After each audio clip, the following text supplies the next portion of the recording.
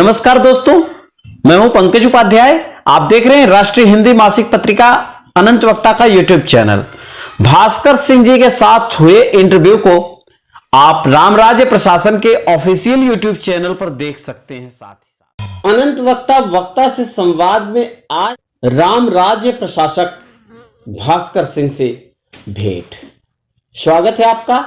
आप देख रहे हैं राष्ट्रीय हिंदी मासिक पत्रिका अनंत वक्ता का यूट्यूब चैनल और मैं हूं पंकज उपाध्याय। जय श्री राम। देश के और सभी सनातन धर्म के मानने वाले और राम राज्य की समस्त प्रजा को श्री राम जन्मभूमि मंदिर पर पुनः भव्य मंदिर के निर्माण का जो शिलान्यास हुआ, पत्थर रखे गए देश के वरिष्ठतम संतों, महंतों और राजनेताओं के द्वारा, उसके लिए मैं बहुत बहुत सभी लोगों को शुभकामनाएं और बधाई देता हूं। भास्कर जी, मेरे दर्शकों को बताएं, इस समय जबकि भगवान राम को देश का मुखिया या पूरा देश स्वीकार चुका है, तो उसमें आप उनके प्रशासन को देख रहे हैं, तो प्रशासन में क्या देख रहे हैं आप, कैसे देख रहे हैं और समाज में क्या प्रयास कर रहे हैं, लोग किस तरीके से समझे भगवान राम को?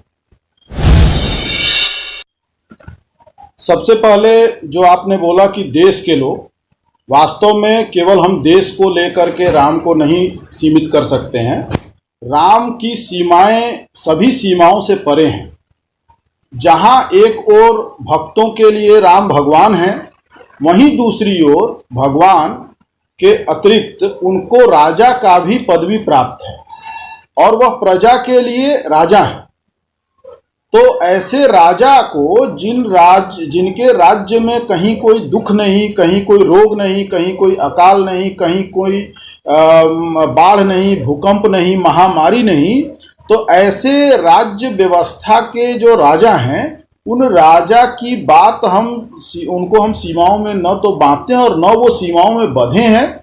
चूंकि भारतीय संस्कृति का पराभव काल लंबा रहा है, 800 वर्षों का लगभग पराभव काल रहा है, तो हमारी पीढ़ियों को यह बातें बताने की कोई समुचित तंत्र की व्यवस्था ही नहीं है, जिसके कारण लोगों को ये बातें पता नहीं है। और जिस दिन जैसे हीरे को जब कोयले से निकलता है तो देखने में वो अभी कोयला ही दिखता है, परंतु जब उसको तराश करके और चमकाया जाता है तो उसका एक बहुमूल्य होता है। उसी प्रकार से जैसे जैसे हम भारतीय अपनी परंपराओं को जैसे जैसे जानना, अध्ययन करना, उनका प्रयोग करना प्रारंभ करेंगे, वैसे वैसे राम का भी विस्तार होता जाएगा। और अभी तो यह केवल प्रारंभ है। राम राज्य का प्रशासन जो है वो किस तरीके से आप लोग समाज में लेके आ रहे हैं, क्या आधार है? देखिए, राम राजा हैं और राजा स्वयं नहीं करता है, राजा का प्रशासन होता है। वह प्रशासन ही शासन के मत के अनुसार जो कार्य करता है उसी को प्रशासनिक व्यवस्था कहते हैं। और इसको बहुत प्राचीन व्यवस्था है और दुनिया को यह व्यवस्था भारत ने ही दी है। वस्तुतः आप ऐसे कहिए कि अयोध्या ने दी है, क्योंकि अयोध्या दुनिया की सबसे पहली राजधानी रही है और पहली राज्य व्यवस्था चलाने का मॉडल वहीं से डेवलप हुआ। तो ये जो सचिव पद्धति है, जो प्रशासनिक पद्धति है, ये इसमें हम प्रशासन राजा राम का कैसा होता था और आज जो प्रशासन में समस्याएं हैं वो क्या हैं, जिसके कारण हम प्रजा को ठीक प्रकार से जो उनकी अपेक्षाएं हैं उनको पूर्ण नहीं कर पाते हैं, तो उसके लिए हम काम करते हैं। ऐसे वक्त में जब दुनिया का सबसे बड़ा लोकतंत्र भारत माना जाता है, आप राजतंत्र, राजसत्ता या राजा की बात करते हैं, कितना प्रासंगिक है? देखिए, राम को राजा का पदवी परंपरा से प्राप्त है। जब आदि कवि वाल्मीकि जी ने महाकाव्य रामायण की रचना की, उसमें उनको राजा की पदवी प्राप्त है। भरत जी कहते हैं, जब वो वनवास से लौट करके आते हैं तो भरत जी कहते हैं कि यावदा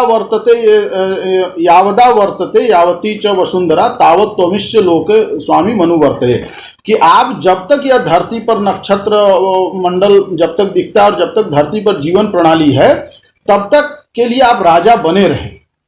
तो हम कोई राजतंत्र ला रहे हैं या हमारा कोई प्रयास है, हम ऐसा न मानते हैं और न इसको आपको भी और जो लोग सुनने वाले हैं उनको भी ऐसा मानने का कोई कारण है। वास्तविकता यह है कि प्रजा को इससे क्या मतलब है कि कौन सा तंत्र है। प्रजा को तो इससे मतलब है कि उसको न्याय मिल रहा है कि नहीं, उसको सम्मान पूर्वक जीने का अधिकार मिल रहा है कि नहीं, उसको स्वास्थ्य मिल रहा है कि नहीं, उसको अपनी जीवन संरचना, धार्मिक स्वतंत्रता इत्यादि जो उसके सामान्य क्रियाकलाप हैं, आर्थिक क्रियाकलाप हैं, उनमें कोई बाधा तो उत्पन्न नहीं हो रही है। ऐसा तो नहीं कि उनको चिकित्सक वैद्य लूट रहे हैं। तो कुल मिलाकर के कहने का यह कि प्रजा रंजन ही उद्देश्य है।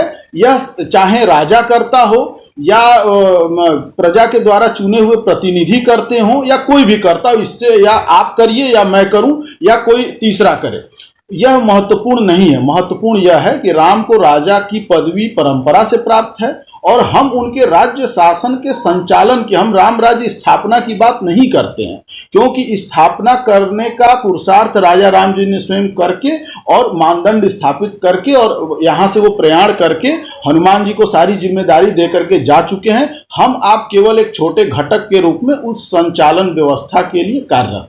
किस तरीके से प्रशासन कर रहे हैं, उसका आधार क्या है?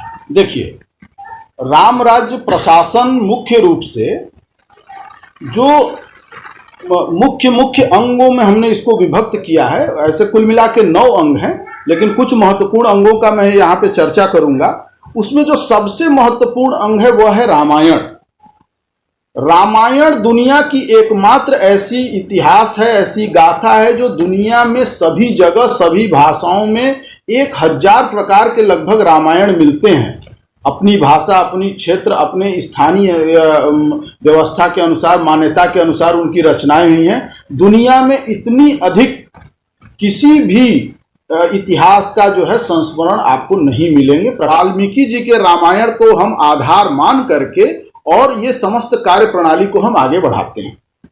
दूसरा अंग है हमारा राम राज्य सभा। देखिए, सभाएं तो बहुत हैं, परंतु राम के राज्य को संचालित करने के लिए जो सभा है वह है राम राज्य सभा। केंद्रीय राज्य सभा हमारी अयोध्या में लगती है और वर्ष में एक बार लगने की परंपरा है। अभी जैसे आवश्यकताएं बढ़ेंगी उनका और विस्तार होगा। तो उस राज्यसभा का जो मुख्य सभापति वह स्वयं राजा रामचंद्र जी को ही प्राप्त है वह पदवी। साथ में उनका पूरा पंचायतन होता है। पंचायतन आप जानते हैं, पंचायतन मतलब ये हुआ कि चारों भाई राम, महारानी सीता सहित और हनुमान जी, इसको पंचायतन बोलते हैं। उनके समक्ष राम राज्य सभा में पार्षद जो कि प्रशासन के द्वारा नियुक्त किए जाते हैं अलग अलग मानदंडों पे, वह आकर के राम राज्य की संपूर्ण व्यवस्था पर चर्चा परिचर्चा आगे की कार्रवाई की बात करते हैं। एक यह अंग है इसका। इसके अतिरिक्त राम राज्य कोष है। देखिए, दुनिया में राजकोष की व्यवस्था सबसे पहले राजा पृथु ने की थी। राजा पृथु भी अयोध्या के राजा थे और अयोध्या में दुनिया की पहली राजकोष स्थापित हुई थी। आज दुनिया के हर देश का अपना राजकोष है, जिसको हम केंद्रीय बैंक सामान्य रूप से कहते हैं। इसी तरह अन्य कई अंग, 9 अंग वर्तमान में लगभग कार्यरत हैं। सामान्य जनमानस के बीच में आप किस तरीके से सामान्य जनमानस से सहयोग चाहते हैं और उनकी सहभागिता अपने प्रशासन में चाहते हैं? देखिए, प्रशासन का जो स्वरूप होता है उसमें सामान्य जनों की सहभागिता प्रशासन में नहीं होती है। वह प्रशासन से एक तरह से जुड़ते हैं अपने समस्याओं के समाधान इत्यादि के लिए। प्रशासन में विशिष्ट लोगों की आवश्यकता है। प्रशासन विशिष्ट लोगों का संग्रह करता है। राजा विशिष्ट लोगों का ही संग्रह करता है। तो राम राज्य प्रशासन भी विशिष्ट लोगों का। कैसे विशिष्ट लोगों का?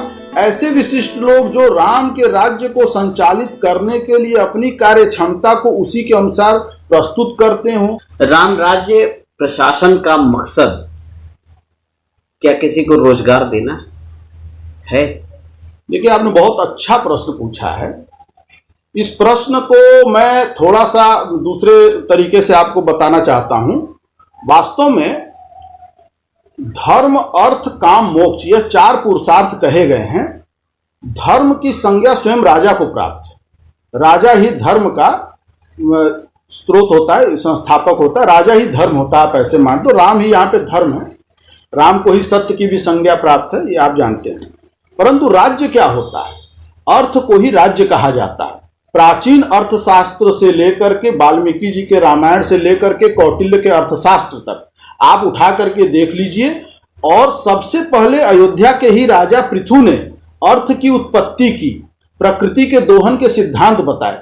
ये सारी बातें जब हम अपना प्रशिक्षण देते हैं तो उसमें बताते हैं।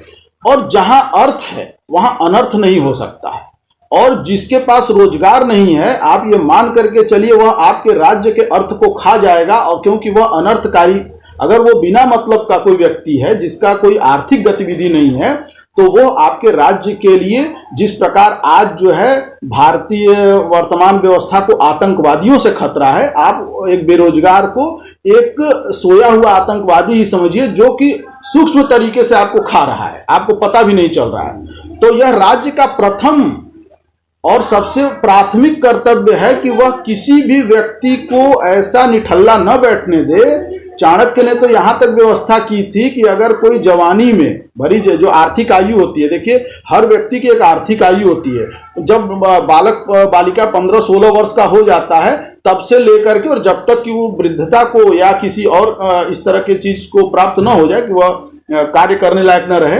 तब तक उसकी आर्थिक आयु होती है। उस आर्थिक आयु में यदि उसके पास कोई भी काम नहीं होगा तो वह आपकी राज्य व्यवस्था को नष्ट कर देगा। यही राम राज्य का को नष्ट करता है। तो हम बेरोजगार कोई हो ऐसा जो है होने नहीं देना चाहते हैं, और इसके लिए हम अपने स्तर पे जो कर सकते हैं प्रयास करते हैं। सबसे बड़ी चीज है लोगों को यह बात जानकारी में आए, ताकि आप उसी प्रकार की राज्य प्रणाली के लिए मांग करें और उसी प्रकार की राज्य प्रणाली को विकसित कर सकें, टू वे कम्युनिकेशन हो। तो इसके लिए हमने एक राम राज्य की वेबसाइट है www.ramrajya.info, उस वेबसाइट पे सारी जानकारी है। उस वेबसाइट पे हमारे मुख्य कर्ताओं के व्हाट्सएप नंबर हैं, आप वहां जा करके हम अपनी बात रख सकते हैं, संपर्क कर सकते हैं। कोई आपको क्रिया प्रतिक्रिया देनी है आप कर सकते हैं।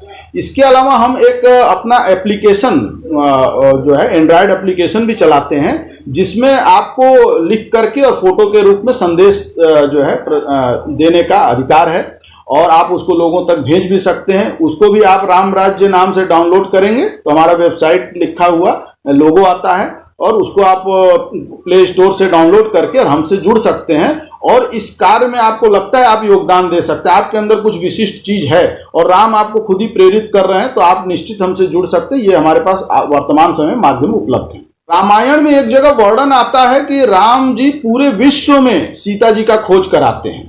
तो कभी उसके 4 अलग से वाल्मीकि जी ने चैप्टर लिखे हैं, सर्ग के नाम से जाना जाता है, जिसमें वो उत्तर दक्षिण पूरब पश्चिम ये चारों तरफ पूरी दुनिया को खोजते हैं। मैंने पूरी दुनिया में पूरी दुनिया में कहाँ की कल्पना उन्होंने की है? जम्मू द्वीप की है? नहीं, उसमें 7 द्वीप हैं। 7 द्वीप जो जम्मू द्वीप, क्रौंच द्वीप और ऐसे करके 7 द्वीप है प्राचीन परंपरा में, सभी द्वीपों पे खोज होती है। उसका बहुत ही विस्तृत वर्णन है, यहाँ तक कि आप उसको पढ़ेंगे तो आप आश्चर्यचकित हो जाएंगे कि जापान का एज इट इज वर्णन है, जो आज का जापान है, जो पूरब का जो है जहां से ब्रह्मा बैठ करके सृष्टि करते हैं, इसीलिए आप जापान में ब्रह्मा जी की सबसे अधिक पूजा आज भी प्रचलित है।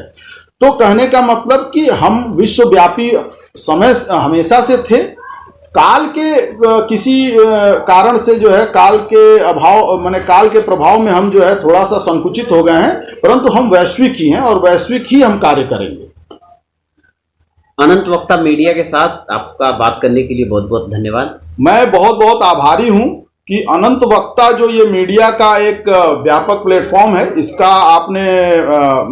आपके तरफ से हमको सहयोग मिला, समय मिला, और राम राज्य प्रशासन की बात जो है दुनिया तक पहुंचेगी, और इसके लिए राम राज्य प्रशासन हमेशा आपका आभारी रहेगा, और भविष्य में भी हम आपस में मिल करके और राम राज्य के कार्य को करेंगे। इसी के साथ जय श्री राम।